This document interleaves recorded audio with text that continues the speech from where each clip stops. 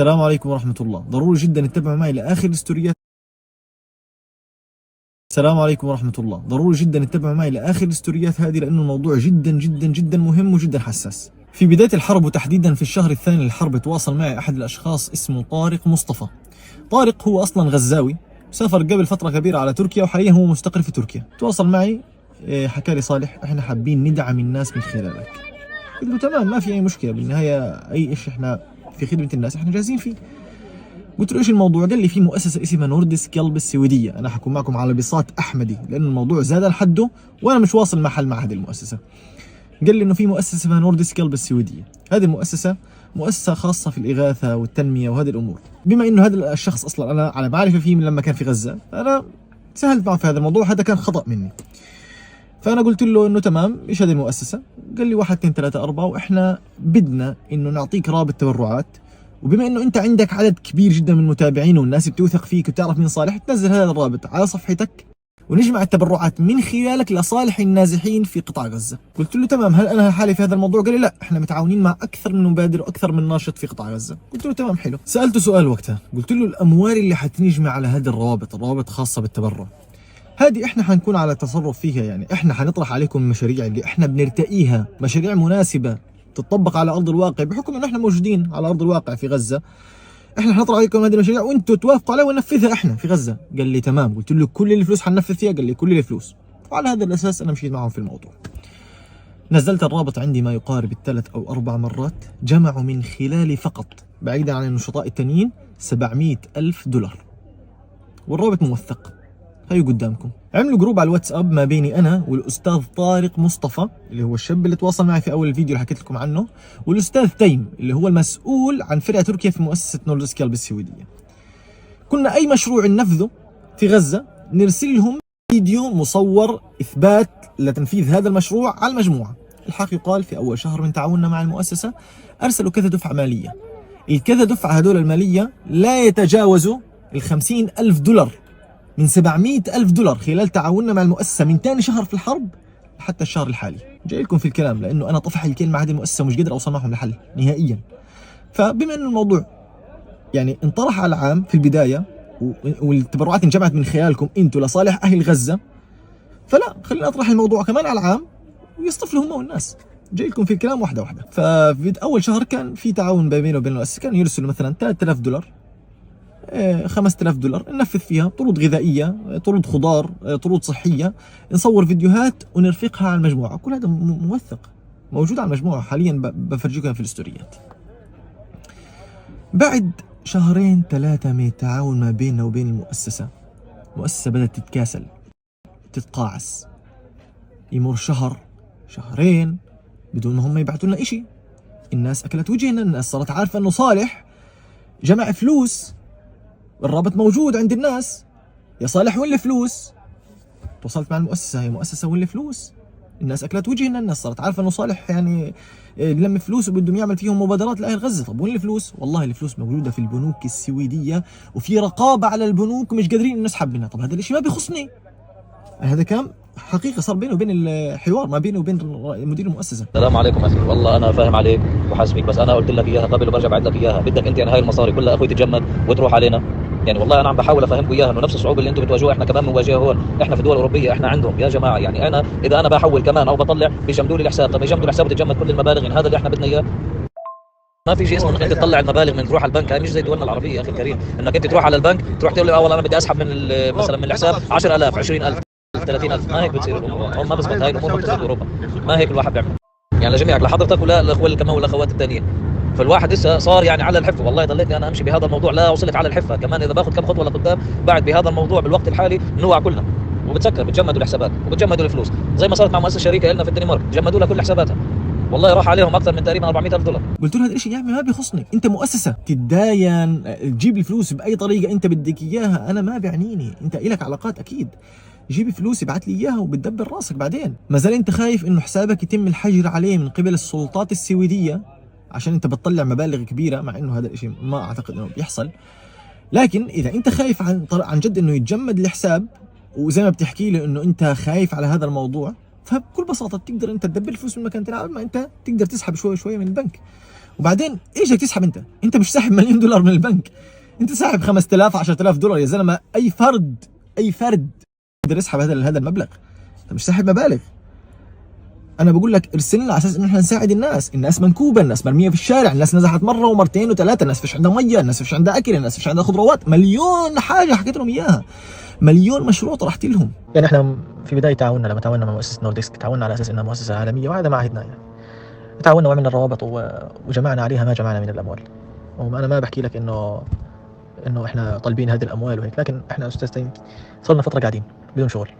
وانت شفت الهجمه اللي صارت علينا اخر فتره، صارت هجمه ينغلط على امي وعلى ابويا وعلى عرضي وعرض اخواتي، وانا قاعد واقف مش قادر احكي ولا كلمه. ليش؟ لانه صالح الجعفراوي جمع مبلغ نص مليون دولار، وهذول نص مليون دولار وينهم؟ انا شايف بيعملش شيء فيهم. وينهم؟ يا صالح اعطي الناس، يا صالح اعطي الناس الغلابه، يا صالح وزع، ومعهم حق. صالح بيوزعش. صالح وين المصاري اللي جمعهم؟ بدي اروح احكي لهم المؤسسه محجور عليها، والمؤسسه يعني داخله انه اموالها في البنك. هذه الامور كلها والله ما بتعني الناس اللي عاملين الروابط، يعني ما بتعنينا احنا يعني كناس عملتوا لنا روابط واحنا جمعنا الفلوس. هذه الامور ما بتعنينا. لو عملنا من بدايه الامور، لو انا قلت لكم بدي اعمل عقد من بدايه الموضوع انه اوكي بتعامل معكم بعقد، كان ولا عمره صار هذا الكلام، وانا متاكد مليون في المية كان ولا عمره صار. لو احنا بنتعامل نظام عقود وانه العقد بتوجب 1 2 3 وكل شهر بدك تبعت له دفعه 1 2، تعمل شغل رسمي يعني. لكن المحبه والموده اللي كانت بيننا اكبر من اي عقود يعني، كانت بينه وبين الاستاذ طارق يعني انا معرفتي فيه قديمه يعني، فكانت اكبر من اي عقود وكان الكلام بكفي يعني. لكن احنا بتحكي صار لنا اكثر من شهر، يعني اكثر من شهرين كمان قاعدين ما بنسويش اي شغله. خصوصا انا قاعد يمكن بعثوا له عمله تاجيل، انا صار لي قاعد فتره وانا ساكت وتمام ومتحمل وبسلي حالي من هان ومن هان وما انا بعمل لك من شغله. لكن هذا الشيء ما بصح. في عندي اكثر من نص مليون دولار انجمعوا على اسمي. هذول الاكثر من نص مليون دولار هذول وين راحوا؟ انا عارف انهم موجودين. انا بحكي لك الناس كيف تسال وين راحوا. انت يا صالح الناس بتموت جوع في الشمال، الناس ايش يفهمها؟ انا مش حقدر اضل اطلع ابرر للناس، الناس معها حق. الناس بدها تشوف صالح قاعد بيعمل مشاريع، قاعد بيعمل تكيات، قاعد بيوزع، قاعد بيذبح، قاعد الناس تشوف هذا الكلام، وهذا الصح. انا ما لي علاقه في امور محجور عليها مش محجور عليها. انت مؤسسه ضخمه، وبعدين كيف محجور عليها ومؤسسه ثانيه قاعده تشتغل باريحيه؟ في مؤسسات جدا تشتغل باريحيه. انا لقيت اللي بدي اياه، وهذا رجاء. احنا ما بدنا يعني، احنا بدنا العلاقه تضلها طيبه بين الجميع، بدنا علاقتنا فيكم تضلها طيبه، وانا عارف ومقدر ظروفكم. لكن فعليا برضه بتصل لمرحله انه احنا برضه يعني احنا بطلنا قادرين نتحمل، لانه في علينا ضريم، في علينا كلام، احنا تحت المجهر.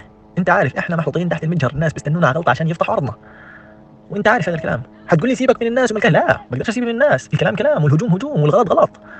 اليوم الواحد بيصدقش، واحد بيدافع عنك، بكره لا مع كثر الكلام والله بصدق. وهو فعلا صالح جمع نص مليون. فانا رجاء، هذا رجاء، احنا ما بدنا المحبه تضلها موجوده بيننا وبينكم، هذا رجاء. بدنا تصليح للموضوع. كيف الطريقه احنا ما بنعرف، هذا مش شغلنا، هذا شغل اداره مؤسسه. بدنا كل شهر يتوفر لنا اقل شيء من 10 ل 15 الف دولار كل شهر. كيف ليش والله ما بنعرف. هذا شغل اداره مؤسسه. طول ما انت مؤسسه عالميه عندك اداره حكيمه، وانا يعني متاكد من هذا الموضوع انه في اداره حكيمه للمؤسسه. حتحكي لي انه اموالنا محجور عليها وما نقدرش نسحب واحنا متداين وتمام، هذا شغلك كمؤسسه. هذا ما بيعنيني انا كمتعاون معك. انا كمتعاون معك وجمعت لك مبلغ كذا كذا، انت انا الي عندك انك انت تزودني بمبلغ كذا كذا كذا كل شهر عشان انفذ. انا هذا اللي عندك. تتداين تسوي اي شغله، المهم تجيب هذا المبلغ على اساس انه انا اشتغل. لو انعمل عقد كان انت التزمت في هذا الموضوع. فاحنا رجاء، هنا كمان رجاء. غاب التواصل ما بيني وبين المؤسسه، وصارت مليون مشكله ما بيني وبين المؤسسه، انه انتوا تتقاعسوا عن مساعده الناس. انتوا لميتوا فلوس على سمعه صالح، انه صالح والله مشهور ومعروف، لميتوا فلوس على اسم صالح للناس النازحين وما ساعدتوا فيها. واللي فلوس ما في جواب. كانوا يقولوا لي انه بدنا ندخل فيهم شاحنات، وللامانه دخلوا شاحن الطحين، واخذت من الطحين هذا ووزعنا، اكيد شفتوا الفيديو، وجسمه، ودخلوا شاحنة طرود غذائية، وبرضه اخذت طرود غذائية 100 طرد غذائي، وبرضه وزعتهم على الناس، واكيد شفتوا الفيديو، وهذا الشيء برضه اثبت لهم اياه على المجموع. طيب بالمؤاخذة يعني شاحنة الطحين وشاحنة الطرود الغذائية قديش تكلف؟ من 700,000 دولار، وبعدين انت جاي تدخل لي طحين لما سعره وصل كيس الطحين 30 شيكل و20 شيكل، كان دخلت لي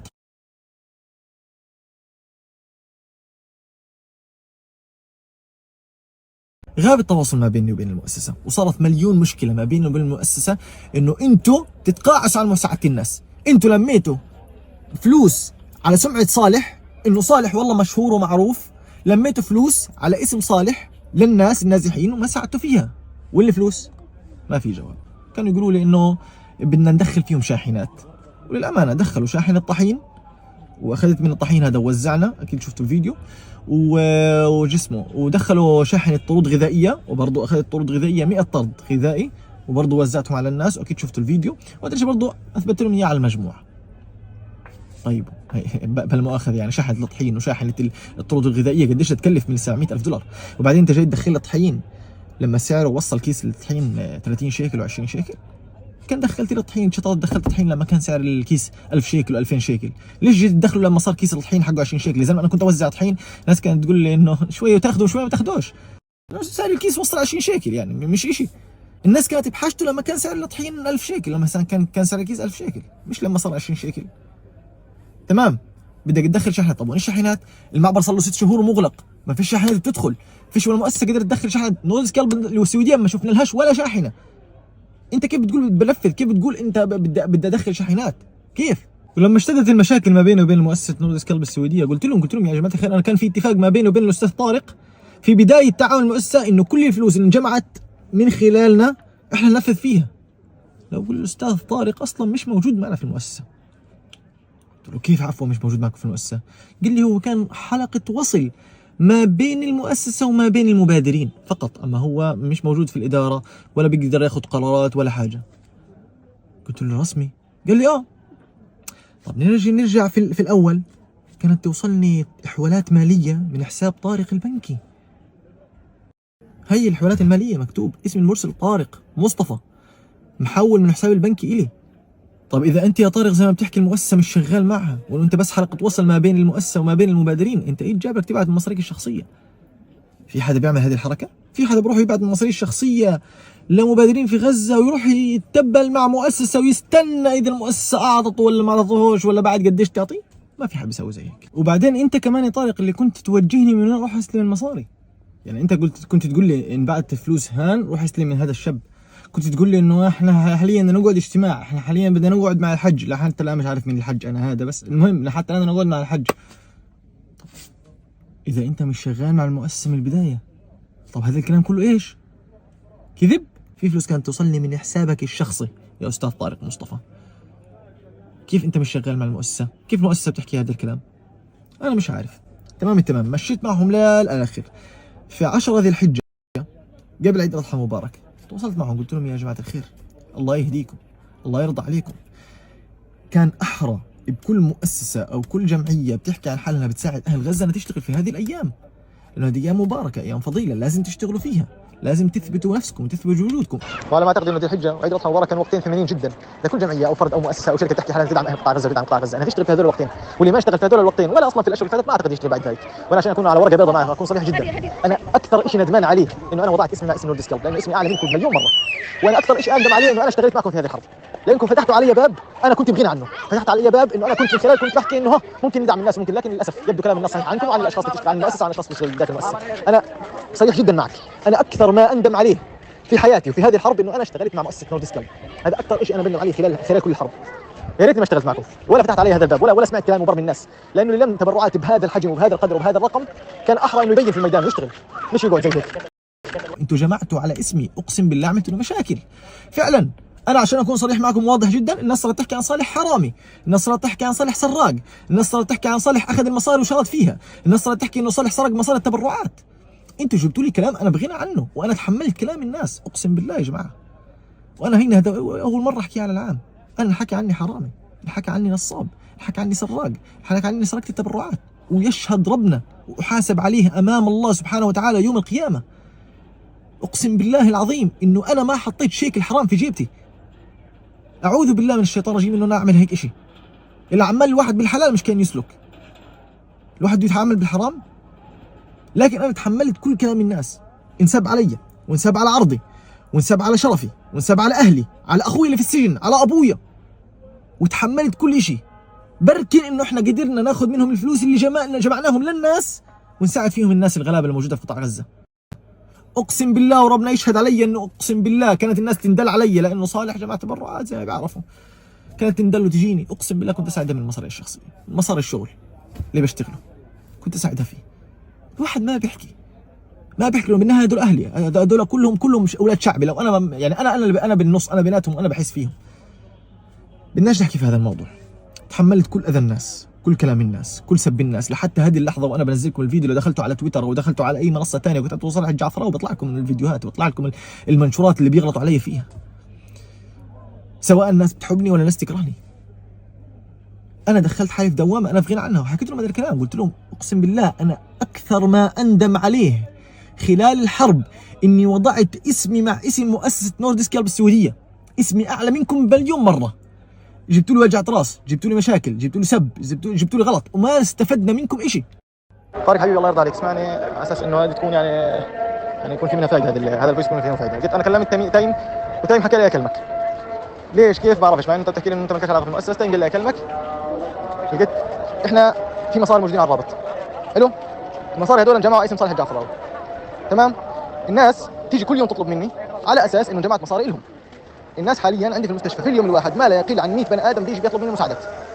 اقسم بالله صرت انا احرج قدام الناس واعطيهم مصاري الشخصيه. ليش؟ عشان انا مش حلو اقول لهم معيش. لان لما قلت لهم معيش قالوا وين المصاري اللي جمعتهم؟ انا ايش اقول لهم؟ فانا يا طارق الله يرضى عليك، انا هلقيت صار لي شهرين هيني ولا شيء من المؤسسه بنبعت ولا شيء. انا فهموني انا وين المصاري؟ وين؟ مش قادرين يا سيدي تبعتوا انتم، مش قادرين تاخذوا سيوله من البنك. انا بجيب لك بنك في اي مكان بدك اياه. انا بجيب لك حساب بنك ان شاء الله في سنغافوره، بجيب لك حساب بنك تحول لي عليه مبلغ وخلصنا. انا في مشاريع اعملها الله يرضى عليك. انا بدي اسد كلام الناس. انا سمعتي بالمؤسسه كلها تبعتكم. انا ينحكي علي يا اخي عمر سراج وحرام تقوليش كلام الناس والناس بتحكي على الكل ومن شان. الله يرضى عليك، الله يرضى عليك يا طارق، افهمني الله يرضى عليك ويجبر خاطرك. انا كلام الناس قاعد بضرني بشغلي، بضرني بسمعتي، بضرني قدام الناس. انا طلعت كذاب ونصاب وحرامي وسراج. في مصاري انجمعت، في 700,000 دولار انجمعوا. 700,000 دولار دول بقلبوا الدنيا بقلب. وين المصاري؟ وينهم؟ فهمني وينهم. انا الناس بتقول لي وين المصاري اللي انت جمعتهم؟ انا ايش اقول لهم؟ انا فهمني ايش اقول للناس؟ فيش شيء، فيش مصاري. طب وين المصاري؟ والله المؤسسه مش قادره تبعت، ما هي مش شغلي. كنت اسالهم سؤال، وين الفلوس؟ يا عمي وين الفلوس؟ وين الفلوس راحت؟ انجمع مني لحالي 700,000 دولار يا جماعه. انا هي بطرح عليكم، انا لا بشهر في المؤسسه، لا حكيت عنكم نصابين ولا حكيت عنكم سراقين، انا قاعد بطرح معكم سؤال على عام. وين الفلوس راحت؟ الفلوس اللي انجمعت من صالح الجعفراوي اللي هي 700,000 دولار، ما بدي احكي عن المبادرين الثانيين اللي انجمعتوا من خلالهم كمان 500 وكمان 400 وكمان 300 وين راحت الفلوس هذه؟ ليش ما تنفذش فيها مشاريع؟ ليش لحتى الان موجوده في البنوك عندكم؟ ليش؟ جاوبوا الناس. مع انه انا طرحت معهم الناس، قلت لهم الناس بتحكي واحد اثنين ثلاثه، عارف قالوا لي؟ عارف شو ضل؟ قالوا لي سيبك من الموضوع، احنا بنتضارب مع الناس. اقسم بالله هذا الكلام. انا بنزل لكم كل شيء، كل اثباتات بنزل لكم اياها، عندي كل شيء. حكوا لي احنا بنتضارب مع الناس. طلع لاي درجه؟ قالوا لي انت سيبك من الموضوع، احنا بنتضارب مع الناس. طب يلا تضربوا مع الناس، يلا خلي الموضوع راي عام وتضربوا مع الناس، شوفوا ايش ترد عليهم، اثبتوا للناس انكم قاعدين بتساعدوا. انا كلمتهم بقول لكم عشان تكمل الموضوع، كلمتهم في 10 ذي الحجه بقول لهم يا جماعه الخير، كان احرى في اي مؤسسه او اي جمعيه بتحكي عن حالها بتدعم اهل غزه تشتغل في هذه الايام. انتوا وينكم؟ وين بينتوش؟ انا صالح الجعفراوي بدي اشتغل في هذه الايام لانه انا انجمع على اسمي 700,000 دولار، انا حتى الان ما اشتغلتش فيهم شيء يا جماعه. ما بصير هذا الكلام، هذا الكلام لا برد الله ولا برد رسول الله ولا يعني، وانا مظلوم في هذا الموضوع. ترى ايش قالوا لي؟ قالوا مين قال لك انه احنا بننفذش؟ طب ما انا براقب صفحاتكم. قالوا لي تتبع صفحاتنا، قلت لهم بتبع صفحاتكم، انتم مش شغالين شيء. بدي احط لكم صفحتهم الانستغرام، فوتوا عليهم، شغالين ميه في الشمال بيوزعوا ميه بلا مؤاخذه. قال شحن الميه قديش؟ 200 دولار. انت بتضحك على الناس تستغفل عقلي ولا عقل الناس ولا ايش بتسوي بالضبط انت؟ شاحنات، في الشحنات بتدخل، في الشحنات بتدخل، ما انتم عارفين محتلين الرفح من 6 شهور وفي الشحنات بتدخل. طيب غيره وين المشاريع تدخل؟ وين المشاريع تتنفذ؟ بدك تقول لي عن طريق مبادرين ثانيين؟ ما في لك مبادرين داخل غزه. كل المبادرين اللي انت تعاونت معهم انا على تواصل معهم كلهم حكوا لي نفس الكلام قال ما اطلع في هذا الفيديو. طيب غيره كيف بتساعد انت؟ وين الفلوس؟ كمان مره بسالك وين الفلوس راحت؟ جاوب الناس. قلت لهم طيب انتوا ايش ناويين تشتغلوا في عيد الاضحى المبارك؟ قالوا لي يمكن نضحي. قلت لهم يمكن؟ انت جاي ب 700,000 دولار مني لحاله وبتقول لي يمكن تشتغل؟ قلت له انت قال ليش بدك لازم تشتغل، لازم، لا اذا انت ما اشتغلتش مين بده يشتغل؟ فقعدت فيه في الكلام وقلت له هذا الكلام كله، قلت له انه انا اكثر ما اندم عليه في حياتي وفي الحرب انه انا تعاونت مع مؤسسه نوردسكال السويديه، لانكم انتم ضحكتوا علي واستغفلتوني، وانا اكون صريح معكم والاعتراف في الحق فضيله. اقسم بالله يا جماعه انا امام الله وامامكم بعذر منكم جميعا انه انا خليتكم تتبرعوا لهذه المؤسسه وانا مش عارف قرعه ابوها من وين، عشان ابرئ ذمتي امام الله، وعشان انا لما استشهد وانا اطلع عند ربنا وانا صافي. اقسم بالله يا جماعه انا بعتذر منكم انه انا نزلت لكم رابط تبرع تتبرعوا لهذه المؤسسه وانا غلطت لانه انا ما سالت عن المؤسسه بالقدر الكافي، والاعتراف في الذنب فضيله زي ما قلت لكم. المهم قلت لهم هذا الكلام لهم بيقولوا لي تاخذ 5 إلك، يعني قصدهم تاخذ 5 خرفان إلك. مش فاهم ايش تحكي لي، تاخذ 5 خرفان وتسكت يعني، ولا تاخذ 5 خرفان ايش مالك يا عمي مالك؟ صرت اقول له مالك يا زلمه، هذا 5 خرفان ايش ببيض الوجه؟ لو بقول لي هو في خرفان هالقد في البلد، قلت له موجود اضاحي في البلد. قل لي هلقيت اشتري لي 100 خروف، اقسم بالله هلقيت احجز لك اياهم. ابعت لي عربون وما قد احجز لك اياهم. تعرف كم مره قلت له هذه الكلمه؟ كم مره قلت له ابعت هلقيت احجز لك ال 100 خروف هلقيت. تعرف كم مره قلت له اياها؟ والله اكثر من 10 مرات. وبتعرف ايش الرد تبعهم علي في كل مره من ال10 مرات؟ معقول هالدرجه في خرفان في غزه؟ يا عمي مالك يا عمي، انا شايفني ولد صغير، تقول شايفني ولد صغير، شايفني بلعب معك، شايفني مش عارف ايش تحت ضيق. ما انا بقول لك هات لي هلقيت بدي اشتري لك، هلقيت انت انسان عملي بتحب العمل صح؟ انا كمان انسان عملي، ابعت لي هلقيت عربونهم، هلقيت بدي احجز لك اياهم. ليش انت خايف تبعت؟ ليش انت ما بدك تبعت عشان احجز لك؟ حجي انا سلس معك، انا سلس جدا. انت بتقول لي بدك تقنعني وبدك تقنعني، مش انا انسان عملي. انت ايش خسران يعني؟ انت ايش؟ انا بطلع سوداء وجهي، مش انت حتطلع سوداء وجهي. انا قاعد بقول لك ابعت لي عربون اشتري لك، لقيت 100 خروف، هلقيت وانا قاعد معك على المكالمه بدي اشتري لك 100. ايش بدك؟ انت فاكرني ولد صغير قاعد العب معك ولا ايش؟ بالمؤاخذه يعني مش فاهم. انا بعرف ايش بحكي، وبعرف ايش تحت ايدي، وبعرف ايش في البلد. انا قاعد بقول لك ابعت لي عربون، هلقيت بدي احجز لك 100 خروف، هلقيت وانا قاعد معك، هلقيت. مالك؟ انا بعرف ايش بشتغل قاعد. فاذا انت انسان عملي وبدك تشتغل فمش حتحكي كثير، حتقول لي تمام توكل على الله هي مصاري واشتغل. بس اذا انت والله جاي بس عشان انه انت تحكي لي انه لا وفشي وانت انسان بدكش تشتغل، بتحط 1000 حجه وبتحط الانسان اللي بده يشتغل على السريع بيشتغل، الانسان اللي بده يحط 1000 حجه بيلاقي 1000 و2000 و3 كمان. فالله المستعان ان شاء الله. انا هيني قاعد بقول لك صريح معك، ابعت هالقد احجز. معقول هو في خرفان؟ مليون مره سرعت لي اياه. ترى ايش سويت بالاخر؟ صورت له خرفان في المزرعه، قلت له هدول كلهم مش مبيوعين، تشتري؟ ما ردش.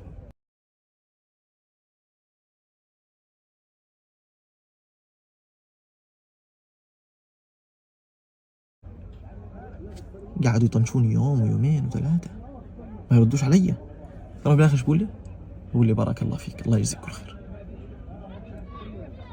بس ولما حكيت له عن موضوع انه الناس صارت تشكك فيا وتغلط علي وتحكي عن حرام وسرقة التبرعات، لو بقول لي لا، الناس ما بتحكي على رابط المؤسسة اللي هو 700,000 دولار، الناس بتحكي على الرابط الجوفن تبعك اللي هو 300,000 دولار. قلت له لا يا راجل، قلت له ما كل أمة محمد عارف انه رابط الجوفن اصلا. لما نزلته انا كنت صريح جدا وواضح مع الناس، قلت لهم هذا الرابط لاعاده بناء منازل اسرتي وكل قطاع غزه عمل رابط. السلام عليكم ورحمه الله، الله يعطيكم العافيه جميعا. ركزوا معي كثير كويس في هذا الستوري لانه قرار جدا مهم، وكنت متردد جدا قبل ما اتخذ هذا القرار وبدي احكي لكم اياه. قررت اعمل رابط GoFundMe. انا كنت جدا متردد في هذا القرار، كنت جدا متردد في انه انا اعمل رابط ولا ما اعمل رابط. كل الدنيا يعني في غزه عملت رابط، لكن انا خلاص كنت ماخذ جانب من هذا الموضوع لكثير اسباب. من الاسباب هذه انه احنا بشكل عام اهل غزه يعني اولاد عز، يعني احنا الحرب اللي سوت فينا هيك مش اكثر ولا اقل. يعني فعليا احنا اولاد عز والله ما قبل الحرب يعني، وبنطلع وبننزل وبنسافر وبنطش.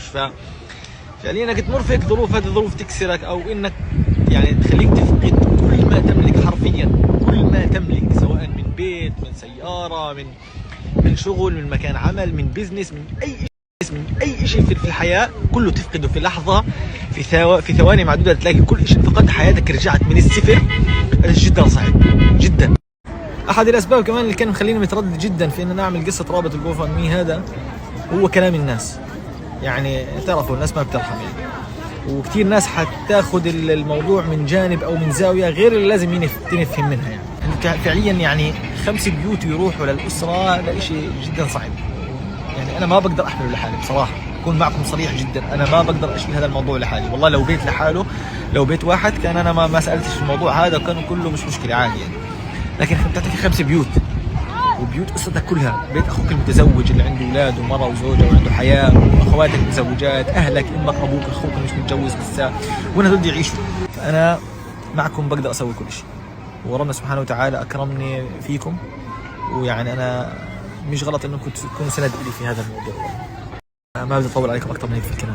يعني اللي بده يتبرع عارف انه هو متبرع لصالح، فهو لما يجي يتبرع هو عارف انه متبرع لصالح، تكريما لصالح، تقديرا لجهود صالح.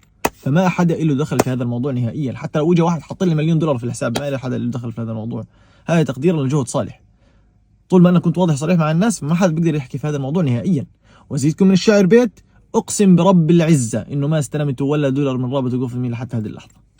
اقسم بالله لحتى هذه اللحظه هم موجودين برا، مش موجودين معي في غزه. وللعلم نزلت رابط GoFundMe عندي الحساب مره واحده بس في حياتي كلها، مره واحده 18 ساعه، حتى ما كمل اليوم، ما كمل 24، 18 ساعه جمعت خلالهم $250,000. لما لقيت حجم التبرعات هائل جدا حذفت الستوري وخليت رابط الجو فاند مي في البايو عندي، وصل التارجت بعدين حذفته من البايو. تعرف شو اقول له بعديها؟ قلت لهم يا جماعه الخير بدي ورقه اخلاء ذمه او اخلاء طرف، انه الفلوس مش موجوده مع صالح، موجوده مع مؤسسه ديسكال بالسعوديه. 3 شهور هم قاعدين بيطلعوا لي ورقه، 3 شهور ولحتى الان ما طلعوا لي ورقه اخلاء الذمه. 3 شهور وانا شويه وبدي اترجاهم يا جماعه الخير ابعثوا لي ورقه اخلاء ذمه، اخلاء طرف، عشان ابرئ نفسي امام الناس وامام الله. امام الله انا مبرئ نفسي، ربنا عارف، بس امام الناس كمان ابرئ نفسي انه يا جماعه الخير المصاري مش معي، مع مؤسسه ديسكال بالسعوديه، ابعثوا لي ورقه اخلاء ذمه، اخلاء طرف. تمام حنبعث لك اياها، لحتى الان ما برد علي.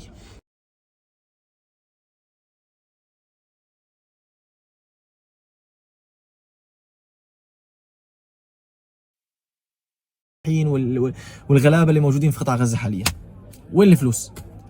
جمعتوا مني 700,000 دولار، جمعتوا من غيري مبلغ كذا وكذا وكذا وكذا، ما بدي احكي في المبالغ هذيك، انتم بتخلصوا حالكم مع المبادرين الثانيين.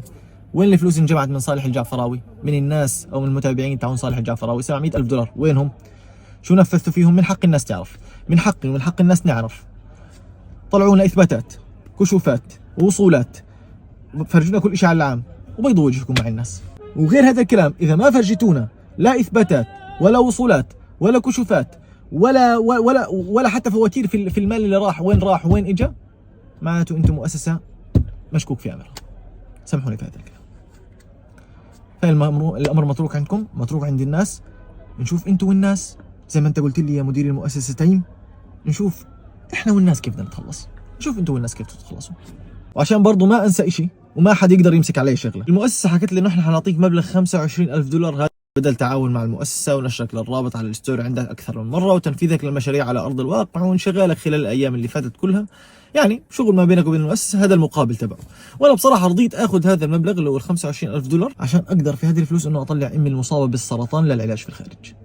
انا عشان اكون واضح معكم، كان العلاج في الخارج او كان كل واحد يتسجل في المعبر، وكلنا عارفين يا هلا 10,000 دولار للشخص الواحد عشان يتسجل. ولو بدك تعمل تحويل، بدك تستنى موضوع الصحه، ابصر وقتيش تطلع لها وابصر وقتيش تطلع. فكان الافضل انه انت وكنت منسق مع القطريين الله يجزيهم الخير انه هم توصل امك العريش واحنا حناخذها من العريش، فكان لازم انه ننسق لها على اساس انه هي تطلع. فقلت انا باخذ هذه الفلوس وبنسق فيها لاهلي على اساس انه امي تطلع تعالج في الخارج، والحمد لله امي حاليا في دوله قطر بتعالج من السرطان، الحمد لله رب العالمين. وحتى هم قالوا لي انه احنا ما بنقدر نحول لك الفلوس على غزه، قالوا لي وين بدك نحولها؟ قلت له تمام حوليها على مصر، انا ما بتلزمني في غزه، انا بدي انسق فيها على اساس انه تطلع تعالج في الخارج. قلت له حوليها على مصر، واستلمها ابن عمي في مصر ونسق فيها لامي ولاهلي. فيها هلا يا هلا، انا ما استلمت فيها منها شيء نهائيا. ولو بده يجي واحد يتفلسف فقلت يقول لي كان طلعت امك من مصاريك تاعون جو فاند مي، طب انا حكيت لكم مصاري الجو فاند مي اصلا مش موجوده معي لحتى الان، ما استلمتهاش، وابصر الله اعلم نسلمها ولا نسلمهاش اصلا كمان. بما انه انا صرت حاكي وفاتح المواضيع، فكتير ناس كانت تحكي على الجيب هذا اللي انا راكبه، كانت تحكي انه صالح جابه من صالح التبرعات. هذا الجيب اجار ومتاجره من مدير المطعم اللي انا كنت اشتغل فيه قبل الحرب، من دار القشاوي. تقلقش الامور تمام الحمد لله، مش شيء يعني، هي بس قصه الزمور شلد مقطوع تاع الزمور، وحكيت لعمار ظاهر ميكانيكي، قلت له يشوف اذا بنقدر نغير شلده ويدبر لي شلده ويحل لي الموضوع، يعني يستند علي. مش الا الكحتات الخفيفه هذه في الجيب، الكحتات العاديه يعني. الناس بس كانت تحكي، بس كانت تبرم، الناس بس كانت بدها تذم في صالح.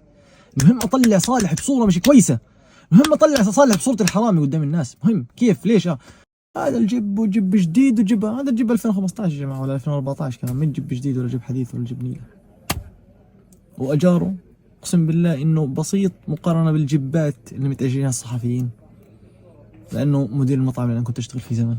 وكلمه اخيره انا بدي احكيها، كل شخص غلط على صالح الجعفراوي، وكل شخص طعن في صالح الجعفراوي، وكل شخص ذم في صالح الجعفراوي، وكل شخص حكى عني اني حرامي وسراق وسرقت فلوس الناس ومصاري الناس وسرقت التبرعات. بدي اشوف انا حاليا ايش بدك توضع على الله، بعد ما انا هنا طرحت الموضوع وكشفت كل شيء وفرجيت انا قديش كنت متحمل عشان احنا نقدر نساعد الناس، وقديش كان صالح كاتم في حاله وكل يوم بيسمع كلام بيسمع برم. يا زلمه وصلت فيا لمرحله انه انا اكون ماشي في الشارع الناس تحكي لي ايش يا حرامي سرقت التبرعات من ورا الناس اللي كانت تغلط. طب ليش صالح برجع اكيد هذه فئه قليله جدا، بس ليش انا ينحكى علي هيك؟ ليش انا اتحمل كل هذا الكلام؟